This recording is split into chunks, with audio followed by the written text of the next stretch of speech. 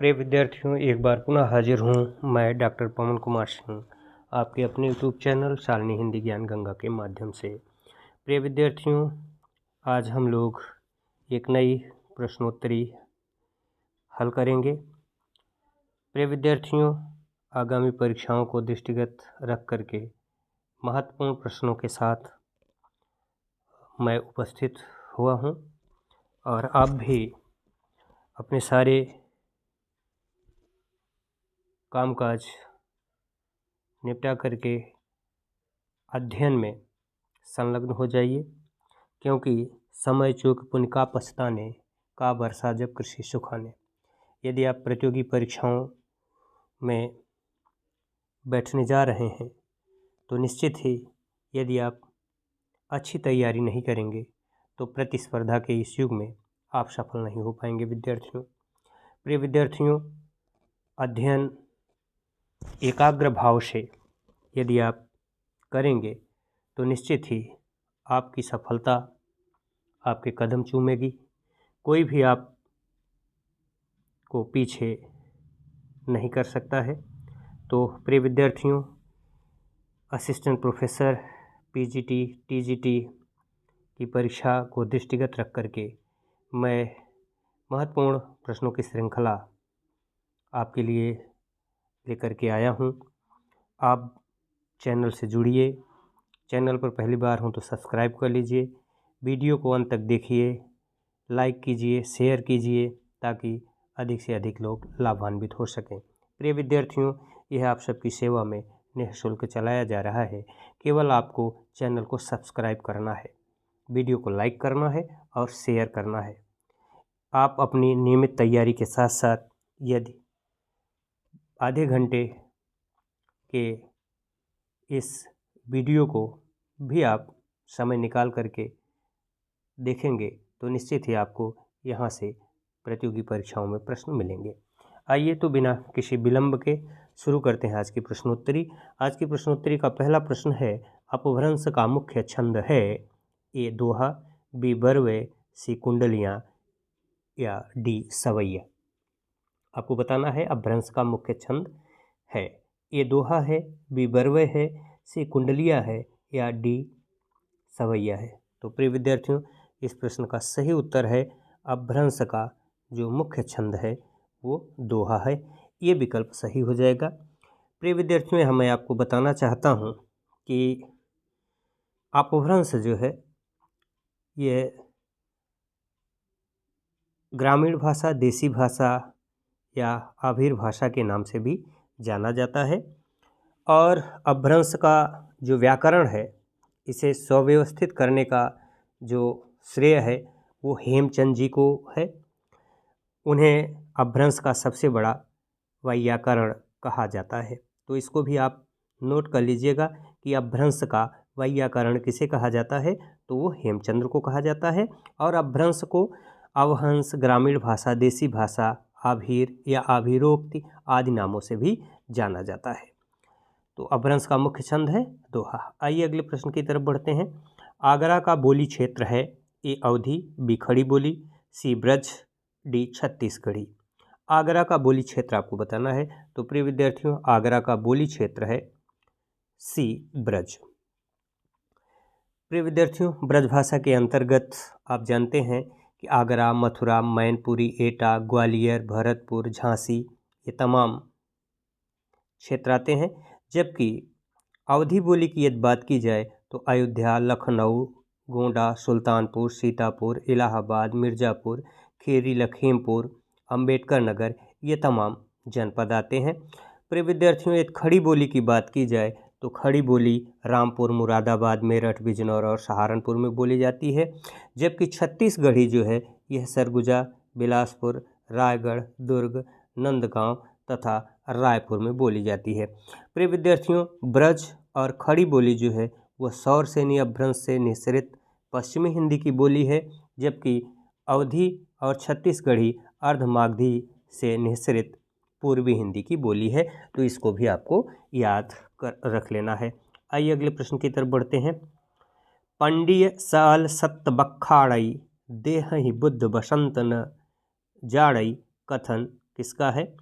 ए Minpa, B सबरीपा, सी गोरक्षपा या D सबरपा।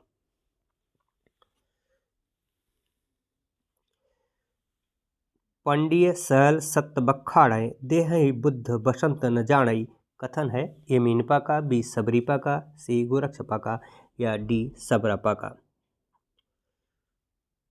तो प्रिय विद्यार्थियों, यह कथन जो है सरहपा का है। सरहपा विकल्प में नहीं है, तो ये प्रश्न गलत है प्रिय विद्यार्थियों। पंडिय सल सत बखाड़े देहई बुद्ध बसंत न जाड़ें, ये पंक्तियाँ जो है आदिकालीन कवि सरहपा की हैं। और आप जानते हैं सरहपा को राहुल सांकृत्यायन ने हिंदी का प्रथम कवि माना है। तो ये प्रश्न गलत है इसमें, क्योंकि जो विकल्प सरहपा होना चाहिए ये किसी में नहीं है। तो आइए अगले प्रश्न की तरफ बढ़ते हैं। परमात्म प्रकाश के रचनाकार हैं ए राम सिंह, बी योगेंद्र, सी हेमचंद्र, डी मेरुतुंग। परमात्म प्रकाश के रचनाकार हैं ए राम सिंह, बी योगेंद्र, सी हेमचंद्र, डी मेरुतुंग। तो प्रिय विद्यार्थियों, परमात्म प्रकाश के रचनाकार हैं योगेंद्र, जिन्हें जो इंदु भी कहा जाता है। इनकी एक रचना योगसार भी है। प्रिय विद्यार्थियों, राम सिंह ने पाहुड़ दोहा महत्वपूर्ण रचना की है। पाहुड़ दोहा राम सिंह की रचना है। और हेमचंद्र को आप जानते ही हैं, ये कुमारपाल चरित योग शास्त्र की रचना की है। और मेरुतुंग ये जैन आचार्य हैं। और प्रबंध चिंतामणि इनका महत्वपूर्ण ग्रंथ है। प्रिय विद्यार्थियों, इसको भी आप नोट कर लीजिएगा। चलिए आगे बढ़ते हैं। गोरखबानी के संपादक हैं ये रामचंद्र शुक्ल, बी हजारी प्रसाद द्विवेदी, सी श्याम सुंदर दास या डी पीताम्बर दत्त बड़थवाल। पांचवा प्रश्न आपके सामने है, गोरखबानी के संपादक हैं। तो प्रिय विद्यार्थियों, गोरखबानी के जो संपादक हैं ये डॉक्टर पीताम्बर दत्त बड़थवाल हैं। डी विकल्प सही हो जाएगा। और रामचंद्र शुक्ल ने जायसी ग्रंथावली का संपादन किया है, ये भी आप नोट कर लीजिएगा। जायसी ग्रंथावली का संपादन रामचंद्र शुक्ल ने किया है। गोरखबानी के संपादक हैं पीताम्बर दत्त बड़थवाल। चलिए अगले प्रश्न की तरफ बढ़ते हैं। किस रचना का दूसरा नाम आल्हखंड है? ए परमाल रसो, ए पृथ्वीराज रसो, बी परमाल रसो, सी विजयपाल रसो या डी हम्मेर रसो। प्रिय विद्यार्थियों, किस रचना का दूसरा नाम आल्हाखंड है? आपको बताना है पृथ्वीराज रासो का, परमाल रसो का, विजयपाल रसो का या हम्मेर रासो का। तो इस प्रश्न का सही उत्तर है विद्यार्थियों, परमाल रासो का दूसरा नाम आल्हाखंड है। और परमाल रासो जगनिक ने 13वीं शती में लिखा था। ये वीर गाथात्मक काव्य है जिसमें महोबा के आल्हा उदल की वीरता का वर्णन है। और एक प्रश्न बराबर पूछा जाता है कि आल्हा कब गाया जाता है? तो प्रिय विद्यार्थियों, आल्हा जो है उत्तर प्रदेश में वर्षा ऋतु के दौरान गाया जाता है। अगला प्रश्न, सजन सकारे जाएंगे नैन मरेंगे रोए उक्ति है अमीर खुसरो की, कबीर की, दादू दयाल की या डी रहीम की। सातवां प्रश्न आपके सामने है। सजन सकारे जाएंगे नैन मरेंगे रोए उक्ति है अमीर खुसरो की है, कबीर की है, दादू दयाल की है या रहीम की है। तो प्रिय विद्यार्थियों, सजन सकारे जाएंगे नैन मरेंगे रोए यह अमीर खुसरो की उक्ति है। कबीर की एक पंक्ति बहुत ही मशहूर है, कै बिरहिन को मीच दें कै आपा दिखलाई। ये भी अक्सर परीक्षा में पूछा जाता है। और दादू दयाल चूँकि संत साहित्य से ही संबंधित है, इनकी एक पंक्ति बहुत ही महत्वपूर्ण है, भाई रे ऐसा पंथ हमारा द्वय पख रहित पंथ गह पूरा अबरन एक आधारा। तो इसको भी आप याद कर लीजिएगा कि दादू दयाल की है। और भोरह बोल कोयलिया बढ़वती ताप, ये रहीम की प्रसिद्ध पंक्ति है। तो आइए अगले प्रश्न की तरफ बढ़ते हैं। अष्टछाप के कवि हैं का स्वामी हरिदास, बी अष्टछाप के कवि हैं ये स्वामी हरिदास, बी हित हरिवंश, सी प्रियादास या डी कुंभनदास। अष्टछाप के कवि हैं ये स्वामी हरिदास, बी हित हरिवंश, सी प्रियादास या डी कुंभनदास। तो प्रिय विद्यार्थियों, अष्टछाप के कवि कुंभनदास हैं। डी विकल्प सही हो जाएगा। और आप अष्टछाप के बारे में अगर जानना चाहेंगे तो वल्लभाचार्य के पुत्र विट्ठलनाथ ने सन 1565 ईस्वी में अष्टछाप की स्थापना की थी, जिसमें आपको पता होगा कि 4 शिष्य जो है उनके पिता वल्लभाचार्य के इसमें सम्मिलित हैं और विठलनाथ ने अपने 4 शिष्यों को इसमें सम्मिलित किया था। और इन 8 कवियों में पहला स्थान सूरदास का है, जबकि अंतिम स्थान द्वितीय स्थान जो है वो नंददास का। पहला सूरदास का, दूसरा नंददास का है। और पद रचना की दृष्टि से अगर सर्वश्रेष्ठ बात की जाए तो स्थान परमानंद दास का है। तो आइए अगले प्रश्न की तरफ बढ़ते हैं। हेरी म्या तो दर्द दिवाड़ी, म्यारा दर्द न जाण्या कोय। उक्ति है ए सहजोबाई, बी मीराबाई, सी दयाबाई या डी मुक्ताबाई। तो 9वां प्रश्न आपके सामने है। इस प्रश्न का सही उत्तर है विद्यार्थियों मीराबाई। यह पंक्ति मीराबाई की है। मीराबाई कृष्ण भक्ति धारा की कवित्री हैं और इनकी भक्ति जो है माधुर्य भाव की है।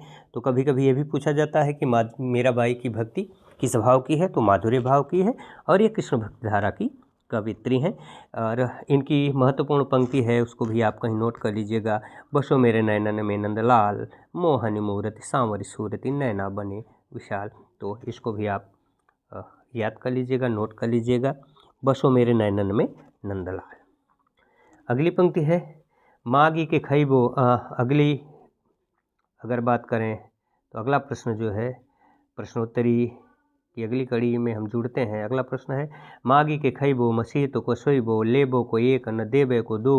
उक्त पंक्ति का संबंध तुलसीदास की किस रचना से है? ए रामचरितमानस, बी विनय पत्रिका, सी गीतावली या डी कवितावली। प्रिय विद्यार्थियों, आपको बताना है कि मागी के खैबो, मसीत के सोइबो, लेबे को एक, न देबे को दो। उक्त पंक्ति का संबंध तुलसीदास की किस रचना से है? 10वां प्रश्न है आपके सामने। विकल्प है ये रामचरितमानस, बी विनय पत्रिका, सी गीतावली या डी कवितावली। तो प्रिय विद्यार्थियों, ये पंक्ति जो है वह कवितावली से संबंधित है। डी विकल्प जो है वो सही हो जाएगा। और तुलसीदास ने अपनी कवितावली में मीन की शनिचरी का वर्णन किया है, तो इसको भी नोट कर लीजिएगा। ये प्रश्न पूछा जा सकता है कि मीन की शनिचरी का वर्णन तुलसीदास ने अपनी किस रचना में किया है? तो मीन की शनिचरी का वर्णन तुलसीदास ने कवितावली में ही किया है। और रामचरितमानस इनका महत्वपूर्ण ग्रंथ है, महाकाव्य है, जिसकी काव्य पंक्तियाँ बहुत ही महत्वपूर्ण हैं, जिनमें ईश्वरांश, जीव अविनाशी, चेतन अमल, सहज सुराशि भी है। और विनय पत्रिका की एक पंक्ति वो भी बहुत महत्वपूर्ण है, परीक्षा में अक्सर पूछा गया है। अवलो नसानी अब ना नसई हो, राम कृपा भव निशा सिरानी, जागे फिर न डसई हो। तो इसको भी याद कर लीजिएगा। और एक चीज़ और विद्यार्थियों, कवितावली के संदर्भ में कवितावली को कविता रामायण भी कहा जाता है, तो इसको भी कहीं आप नोट कर लीजिएगा। तो आइए इन महत्वपूर्ण संदर्भों के बाद अगले प्रश्न की तरफ बढ़ते हैं। अगला प्रश्न है मुल्ला वजही की रचना है। ए कुतुब मुस्तरी, बी कदमराव व पद्मराव, सी शिकारनामा या डी इरशादनामा। मुल्ला वजही की रचना है। ये कुतुब मुस्तरी, बी कदमराव व पद्मराव, सी शिकारनामा या डी इरशादनामा। तो इस प्रश्न का सही उत्तर है विद्यार्थियों कुतुब मुस्तरी। कुतुब मुस्तरी के नायक कुतुब शाह हैं और कुतुब मुस्तरी मसनवी शैली में लिखी गई है, जिसमें आपको पता होगा कि ईश्वर की वंदना और तत्समय के साहे वक्त की भी वंदना की जाती है और अपने मित्रों का भी जिक्र किया जाता है इस शैली में। जबकि शिकारनामा जो है ये ख्वाजा बंदा नवाज गेसुदराज की रचना है और इरशादनामा की अगर बात की जाए तो ये बुरहानुद्दीन जानम की रचना है। इसको भी आप याद कर लीजिएगा। 12वां प्रश्न आपके सामने है। प्रताप शाही की रचना नहीं है।